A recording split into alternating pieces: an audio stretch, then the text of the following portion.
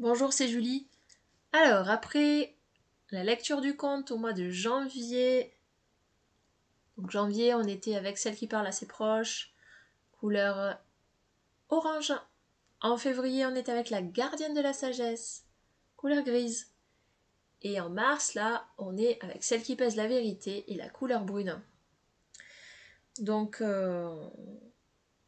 je vais vous lire en fait les explications qu'il y a dans le livre. Donc je rappelle que le livre c'est le livre des 13 mères originelles de Jamie Sams et que vous pouvez l'acheter euh, pour avoir accès donc à tout l'enseignement qu'elle retransmet par écrit, donc accès au conte mais également aux parties préalables au conte que je ne lis pas. Euh, que je ne lis pas ici, mais qui sont dans le livre. Voilà. Donc je vais vous lire donc concernant Celle qui pèse la vérité.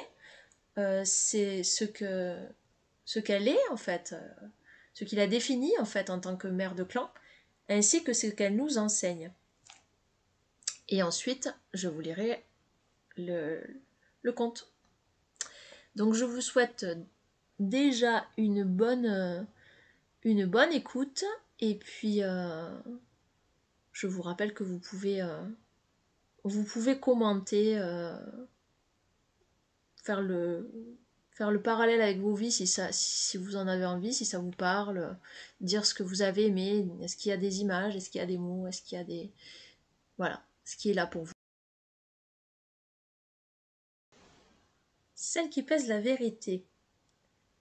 Elle est la gardienne de l'égalité et garante de la justice. La juge intègre de la loi divine et celle qui réduit à néant le mensonge. La mère de la vérité est protectrice du démuni. La mère de la détermination de soi et de la responsabilité. Elle nous enseigne à trouver la capacité à faire face et à être déterminée, à nourrir le positif, pas le négatif, en ayant recours à la loi divine, à mettre en œuvre l'égalité avec justice, en étant responsable de nos actes et de nos paroles, avoir recours à notre intégrité personnelle, à notre éthique, à nos valeurs pour trouver des solutions qui guérissent. Elle nous enseigne à accepter la vérité. La porteuse du panier au fardeau.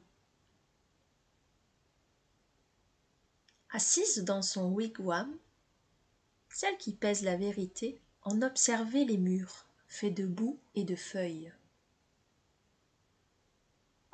Les branches qui soutenaient la hutte circulaire étaient des branches de bouleau.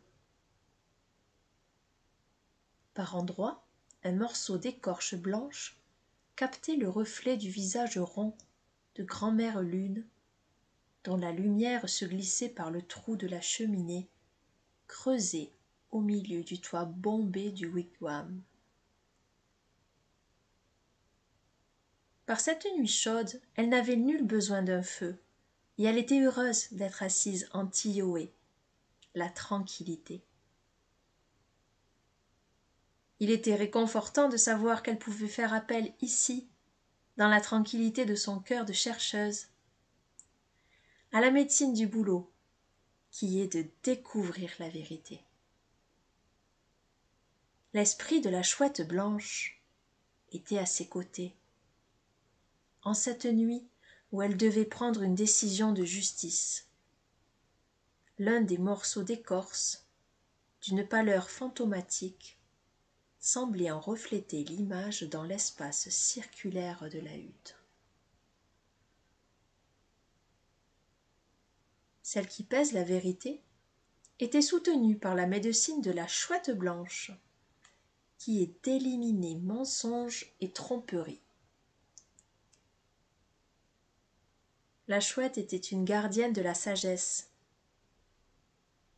Son esprit l'avait accompagnée depuis le début de sa marche sur terre, dans sa quête de vérité et d'amitié, à travers les erreurs, défis et tribulations qu'elle avait partagées. En cette nuit d'été, sous la pleine lune, celle qui pèse la vérité devait affronter une situation qui allait mettre à l'épreuve toutes ses capacités afin que la justice puisse s'accomplir. 2 femmes de la tribu étaient venues la voir, 5 jours auparavant, pour demander son jugement. Eau-Vive avait accusé Oie-Bleu de prendre plus que sa part sur la réserve commune de nourriture.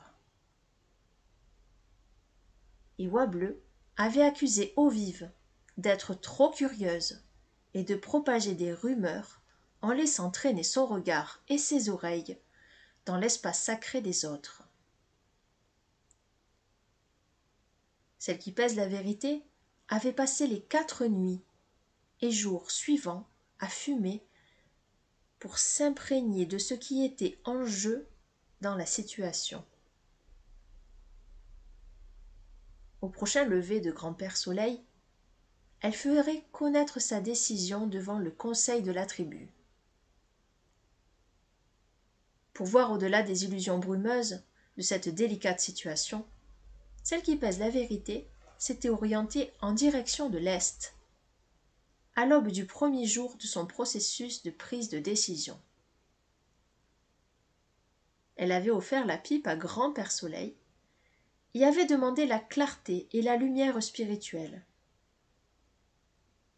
Puis, elle avait rendu grâce pour le don de clairvoyance et pour le sentiment juste que le vent de l'Est lui enverrait, se préparant concrètement à recevoir son message en ouvrant pour cela l'espace dans son cœur.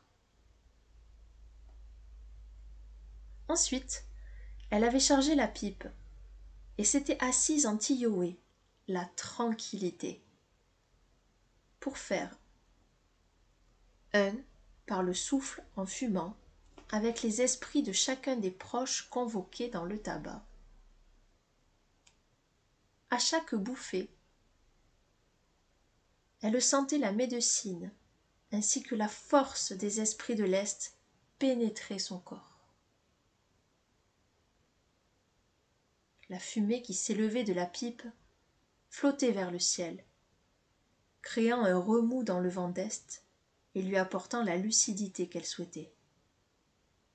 Le vent d'Est lui rappela que, lorsque la clairvoyance est recherchée dans un amour inconditionnel, la lumière de Grand-Père Soleil vient illuminer la capacité du chercheur à embrasser une vision élargie de la situation sans aucun préjugé.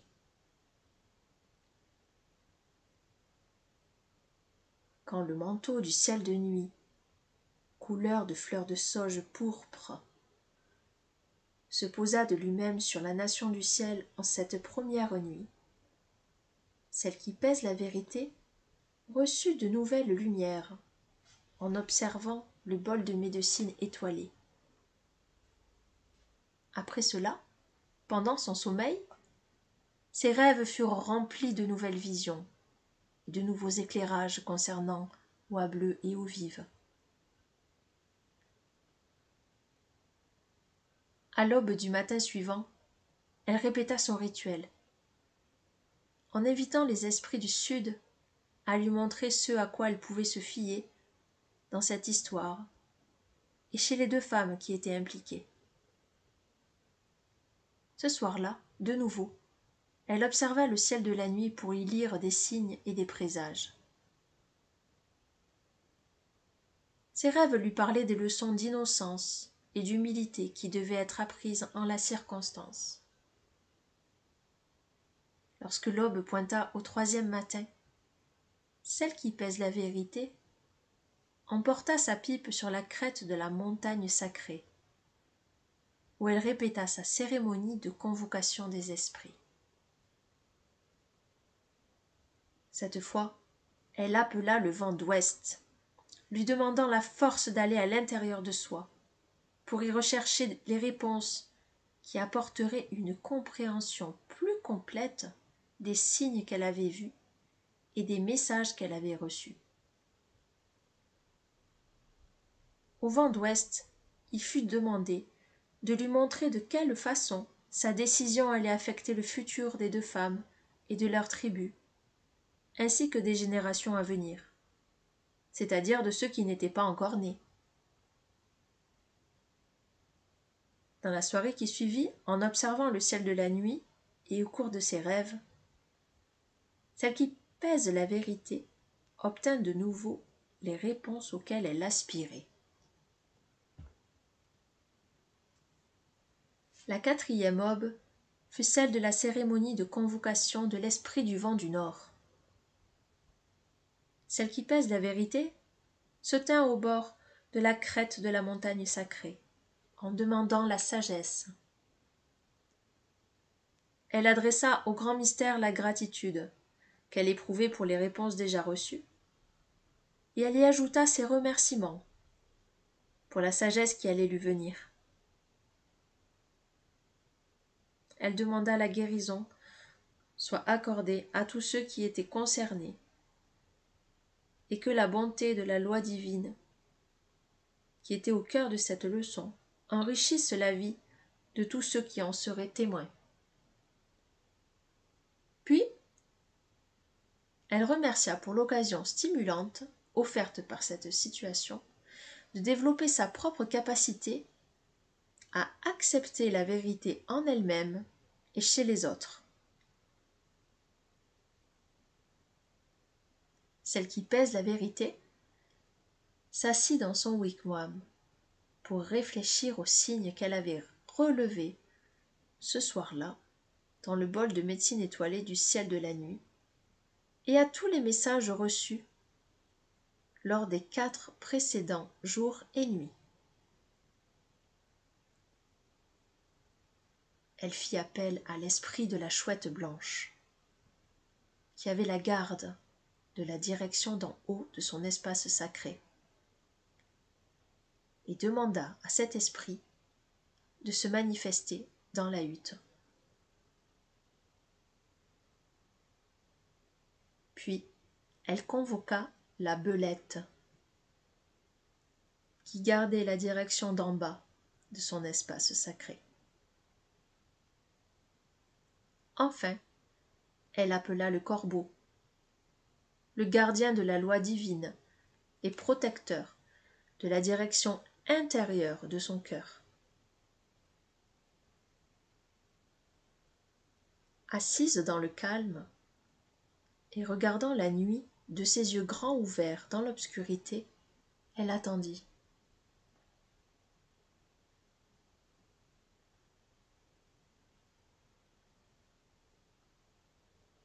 Elle vit un esprit s'approcher pour se percher sur une branche qui dépassait du mur de torchis. Plusieurs branches avaient été prises dans la construction des murs du wigwam pour constituer des crochets ou pendre des objets pour la maison, vêtements, sacs de nourriture séchée et sachets de médecine.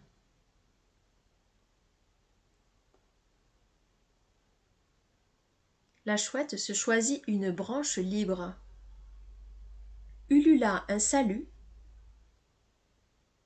et attendit que les autres esprits du totem arrivent. La belette s'installa sur le dessus d'une souche qui servait de table à la mère de clan et salua silencieusement d'un signe de tête.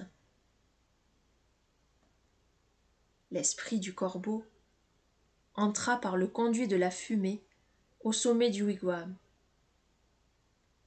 et vint se percher sur une branche de l'autre côté de la hutte, face à la chouette. Il coassa un salut pour signifier que les 4 amis étaient à présent rassemblés et prêts à commencer leur pow.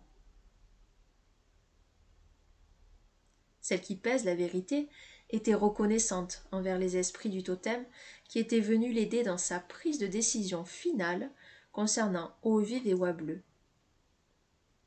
Elle manifesta à ces totems le respect qu'elle éprouvait pour leur vision en tendant vers chacun ses paumes de main ouvertes, exprimant par ce langage des signes ses remerciements et son désir de recevoir leurs conseils. Le corbeau commença par leur rappeler que la loi divine est l'harmonie qui existe dans tout ce qui fait partie de la nature créée par le grand mystère, et non pas dans les lois conçues par les humains. Ensemble, les 4 amis devaient trouver les réponses qui respecteraient la justice de la loi divine, avec une honnêteté qui apporterait l'équilibre dans la vie de tous ceux qui étaient concernés. Le corbeau demanda à la belette de dénicher la vérité. Étant le détective du règne animal, la belette pouvait se servir de sa médecine d'astuce, ruse et ingéniosité, ainsi qu'observer l'évidence pour mettre en lumière la vérité. Le corbeau demanda à la chouette d'avoir recours à sa médecine qui est sagesse, discernement et destruction de l'illusion trompeuse pour aider le groupe à voir la vérité dans son ensemble. À l'état sauvage, le cri naturel de la chouette était de demander systématiquement « Où ?» Mais invariablement, elle trouvait aussi les réponses à « qui »,« que »,« quoi » et « comment » et « pourquoi ».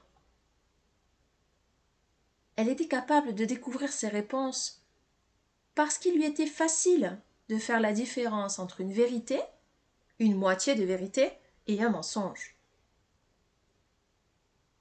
Nos 4 amis passèrent du temps à considérer la difficile question de savoir comment servir au mieux la justice. Lorsque tous les éléments eurent été passés en revue, les esprits du totem de celle qui pèse la vérité se glissèrent dans l'obscurité, en la laissant seule, assise dans le calme, une fois de plus.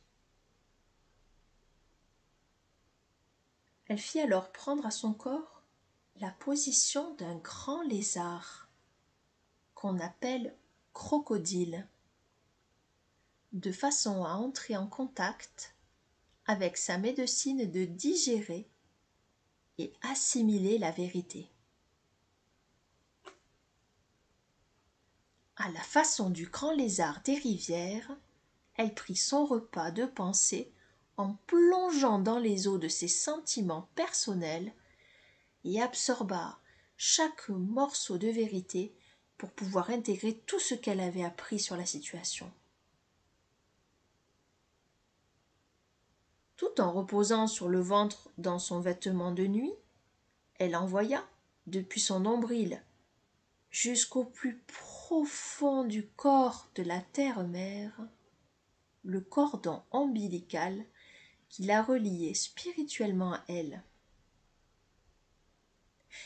Les fibres de lumière qui composaient ce cordon transmettaient à son corps des ondes de chaleur venues du plus profond de la terre, cependant qu'elle rêvait de différentes solutions. Dans son rêve, elle chevauchait le poney rayé de blanc et de noir que l'on appelle zèbre. Le zèbre lui rappelait sa médecine. Rien n'est définitif ou absolu dans le monde naturel. Rien n'est totalement clair ou sombre, blanc ou noir. Dans sa chevauchée, elle traversa des plaines d'herbes dorées, balayées par le vent, avec des arbres en forme de gros champignons dont les silhouettes rondes se découpaient sur l'horizon. Elle chevaucha de plus en plus vite à travers le paysage de son rêve, jusqu'à ce que les rayures du corps du zèbre s'estompent en un volume de lumière brillante qui fusionna avec sa propre chevelure, flottant librement au vent, et avec son corps, devenu ainsi le prolongement vivant de son compagnon lancé au galop. Soudain, le paysage changea, et ils se retrouvèrent tous deux dans un autre décor. Le zèbre fit halte devant une grotte envahie de fougères, où une eau claire, pure, se précipitait depuis une saillie rocheuse dans un bassin limpide en dessous. Celle qui pèse la vérité descendit de sa monture pour écouter la chute d'eau. La grotte était parsemée de minuscules fleurs bleues et de castillejas orangées.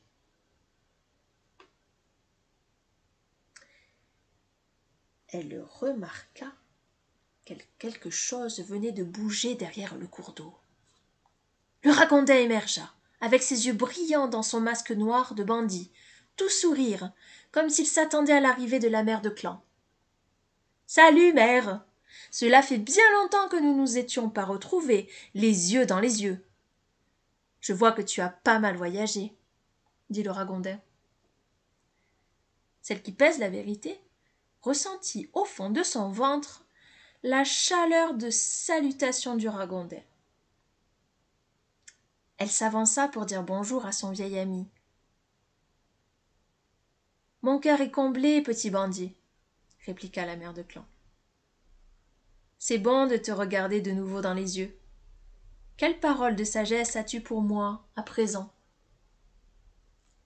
« Eh bien, mère, je suis toujours le protecteur de l'opprimé, du faible, du fragile et du vieillard. Ma médecine devient chaque jour plus puissante, cependant que l'avidité et les inégalités ne cessent de dominer les cœurs de la tribu humaine.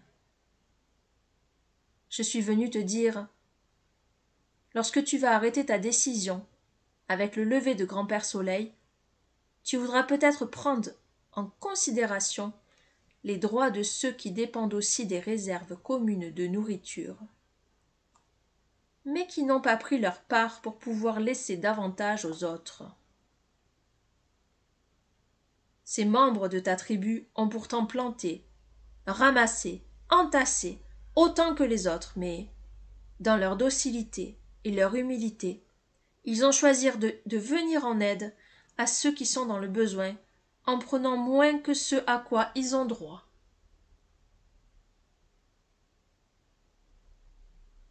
Le ragondin venait de révéler la pièce manquante dans la confrontation entre Oie Bleue et Eau Vive.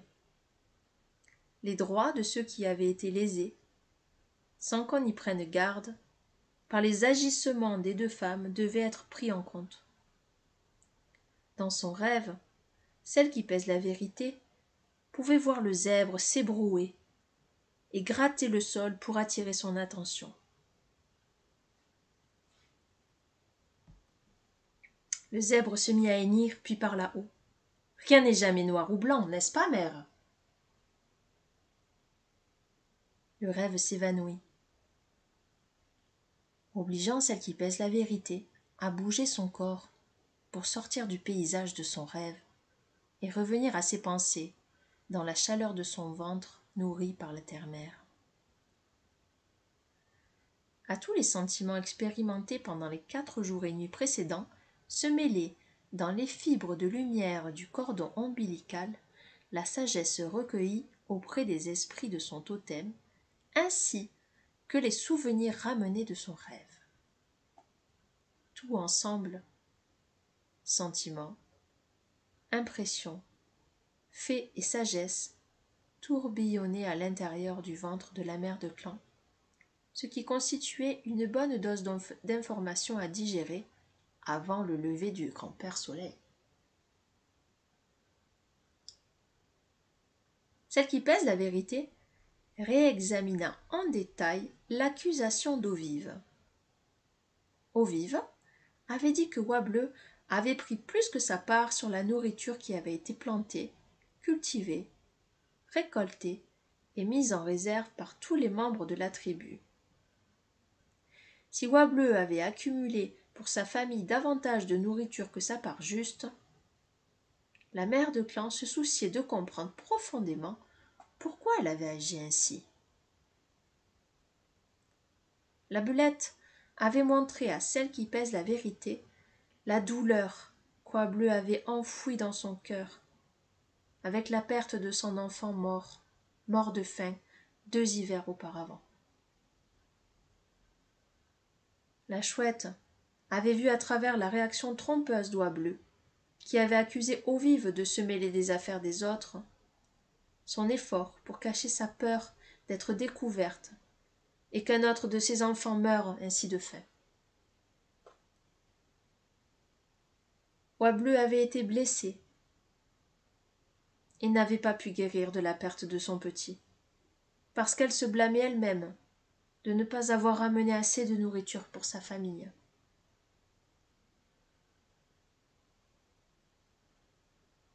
Pour Eau-Vive, c'était une autre histoire. Elle ne faisait pas mentir son nom. Son rire était semblable à la mélodie des cours d'eau et des ruisseaux.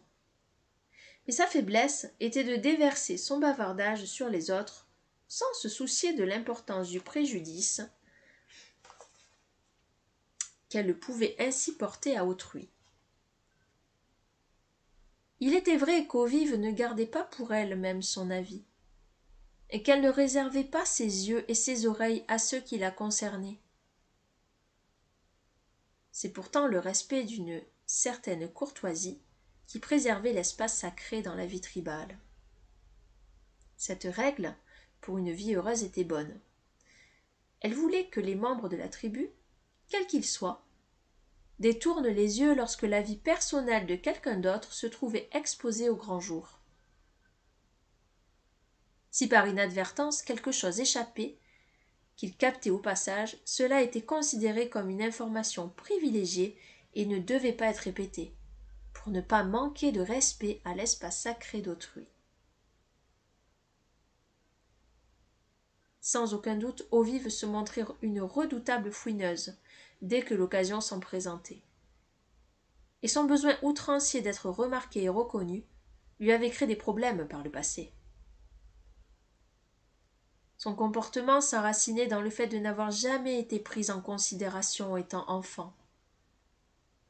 Puisqu'elle vivait au sein d'une famille nombreuse, avec des parents trop occupés à essayer de pourvoir aux besoins matériels pour prendre soin aussi des besoins émotionnels de leurs petits.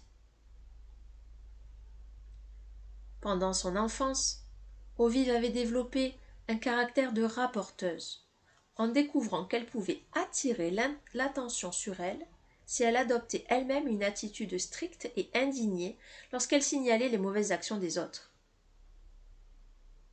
Mais la sorte d'attention qu'Eau-Vive reçut en retour fut qu'on se méfia d'elle et qu'on l'évita.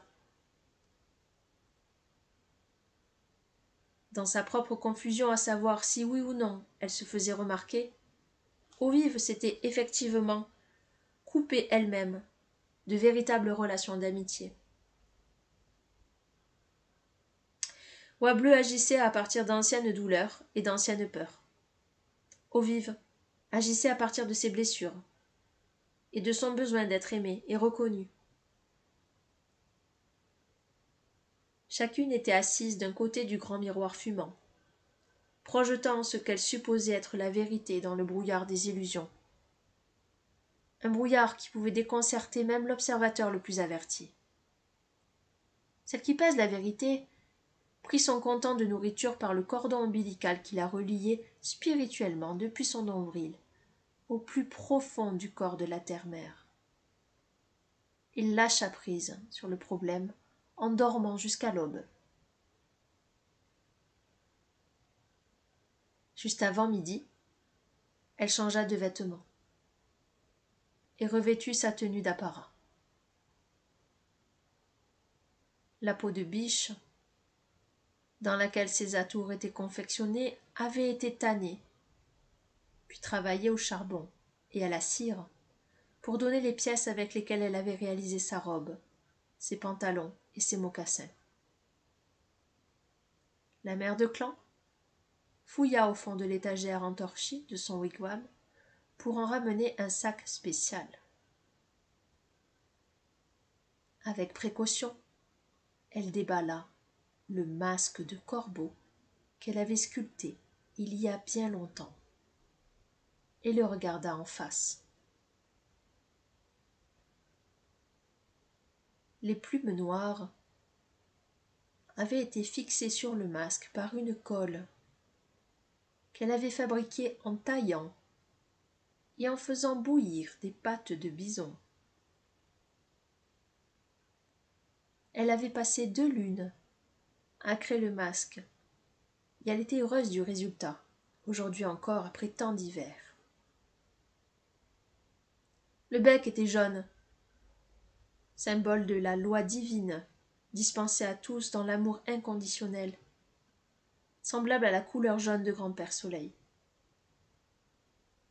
Les yeux étaient rouges, représentant la foi que possède le gardien de la loi divine, qui sait qu'accepter la vérité est un acte d'humilité.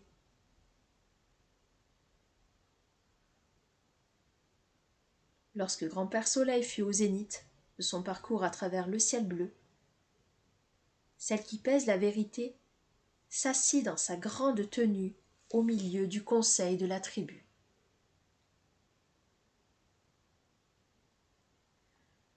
Eau-Vive et Oie-Bleue s'assirent en face d'elle, entourés des aînés qui formaient les gardiens de la sagesse de la tribu. Au-delà du cercle se trouvaient tous les autres membres de la tribu, attendant silencieusement que la procédure commence.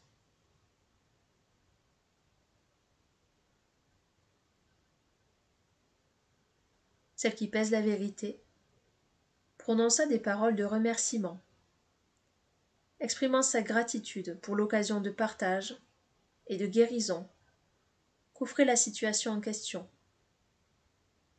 Puis, on fit brûler des herbes douces pour que leur fumée nettoie toute amertume ou négativité que le groupe pourrait éprouver envers les 2 femmes qui réclamaient justice. Celle qui pèse la vérité commença ainsi. Je suis arrivée à une décision dans cette affaire. Après les 4 jours et nuits voulus par la loi de la tribu pour accomplir correctement ma tâche, j'ai consulté les esprits du totem, le bol de médecine étoilé du ciel de la nuit, les 4 vents de changement, les ancêtres, les 4 chefs de clan de l'air, de la terre, de l'eau et du feu, et Sueño, le grand mystère. J'ai été nourri par la terre-mère et béni par le ciel-père. J'ai vu les cœurs de ces 2 femmes et découvert la solution nécessaire pour amener la guérison et l'harmonie dans notre tribu. Oie-Bleue a pris davantage que sa part dans notre réserve de nourriture, parce qu'elle avait peur de perdre notre enfant à cause de la famine. Elle porte intérieurement le blâme d'une mère qui s'est sentie impuissante quand la mort lui a pris son petit.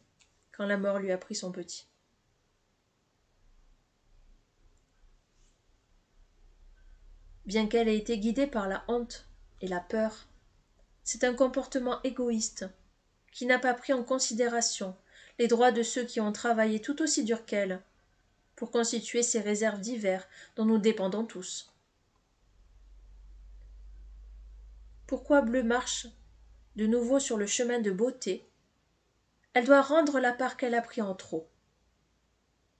Et puis, elle doit aller dans les bois pour ramasser une quantité du double de ce qu'elle a dérobé en secret dans nos réserves.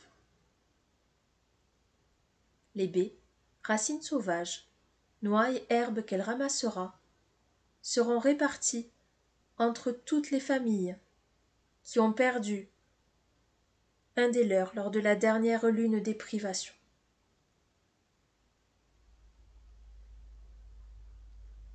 Lorsqu'elle aura accompli cette tâche, Oie-Bleue prendra soin des différents enfants qui ont perdu leurs parents dans la famine. À chaque cycle lunaire, elle devra traiter comme son propre enfant chacun de ceux dont elle s'occupera.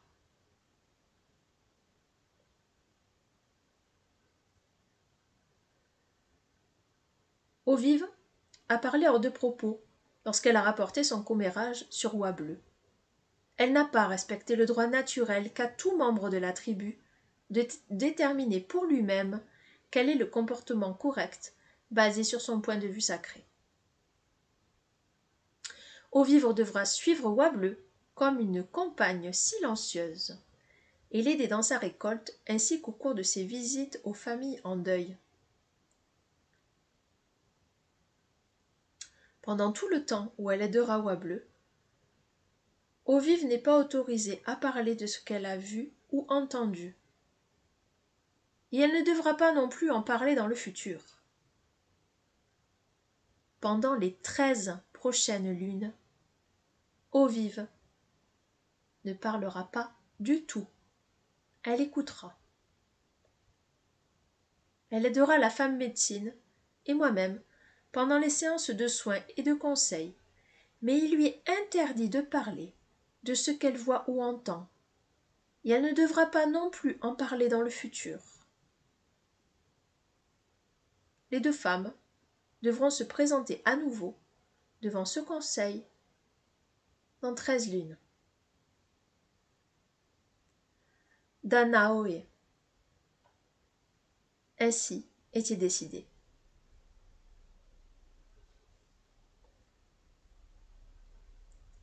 Les 13 lunes passèrent rapidement, et le conseil de la tribu fut de nouveau réuni. Celle qui pèse la vérité siégea dans sa grande tenue de corbeau au centre du cercle, et demanda à Oie Bleue de parler de ce qu'elle avait appris dans ce parcours de guérison.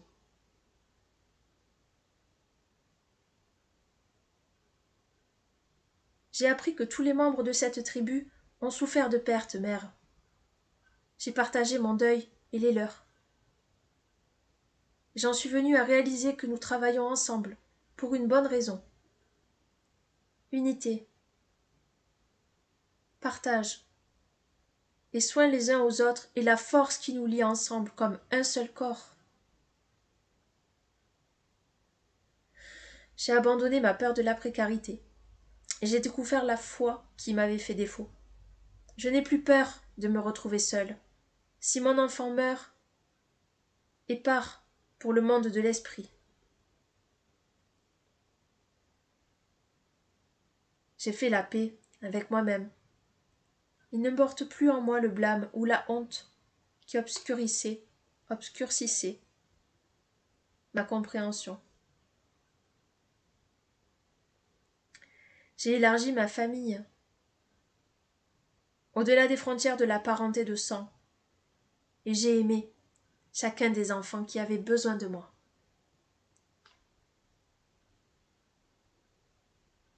À travers la perte de ses proches, chaque adulte ou enfant en deuil a vécu avec moi un lien de partage qui s'est créé en laissant nos chagrins pour trouver de la joie, du réconfort et de la compréhension dans la compagnie l'un de l'autre.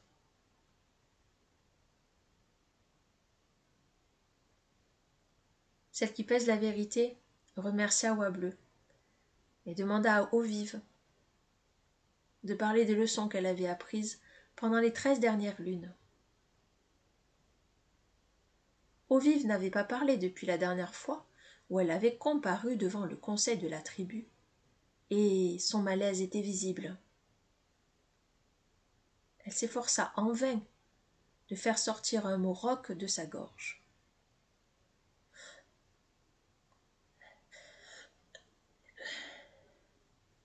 Elle essaya de nouveau, après un petit moment.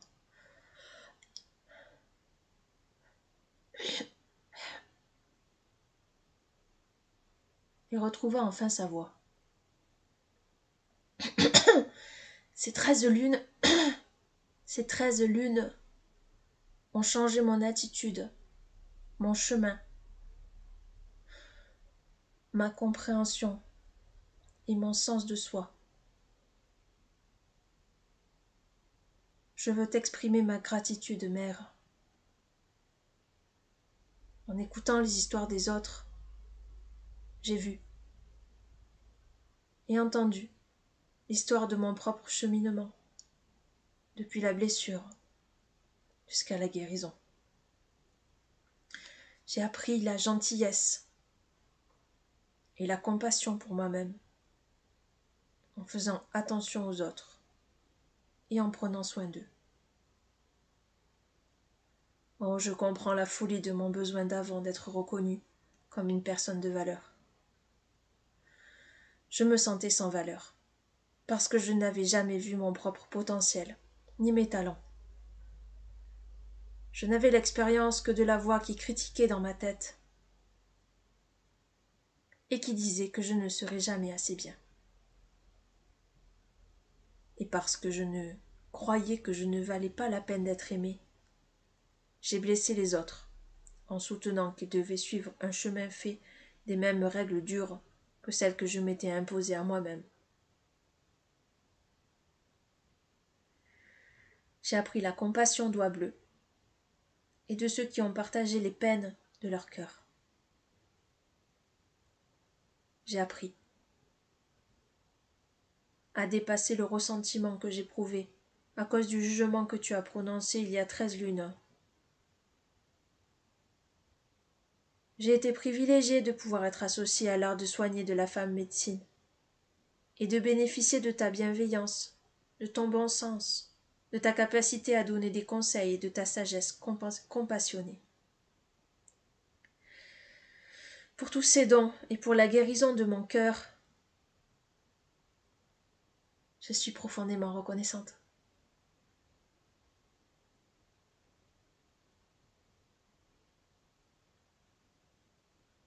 Le cœur de celle qui pèse la vérité débordée.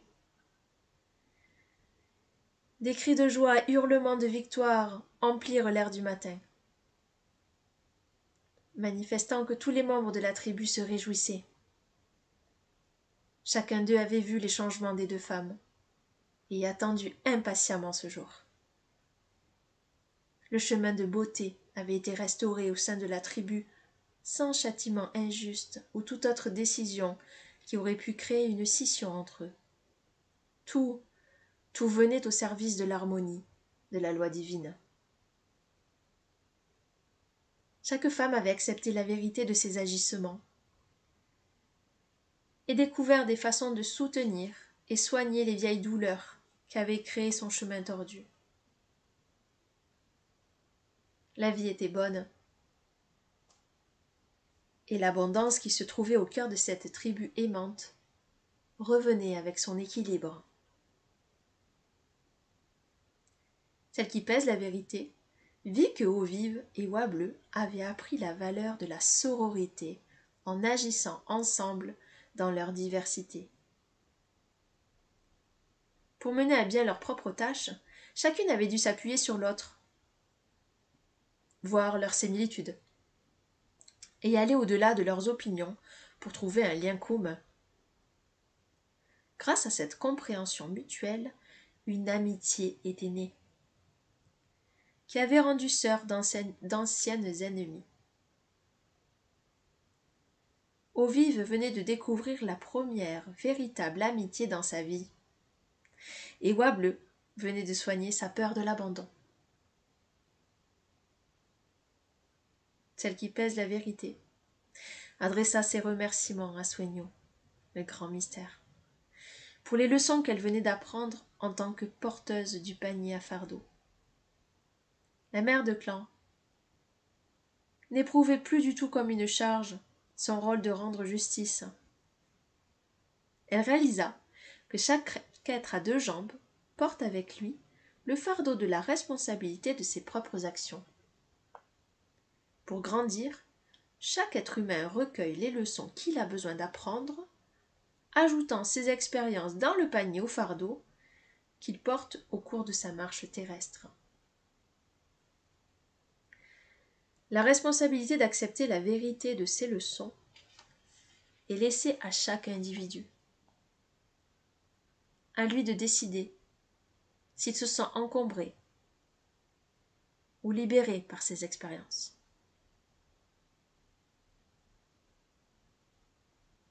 À partir de ce jour, celle qui pèse la vérité allait se souvenir pour toujours qu'au corbeau appartient le coassement qui chevauche les vents en direction de toutes les nations. La loi divine apportera une vie abondante à tous les êtres si nous nourrissons la bonté en nous et n'alimentons pas l'ombre par nos chagrins passés. C'est seulement ainsi que l'humanité acceptera la vérité, comprenant que le grand mystère a créé les êtres à deux jambes pour cheminer dans la beauté en tant que porteurs vivants de l'amour.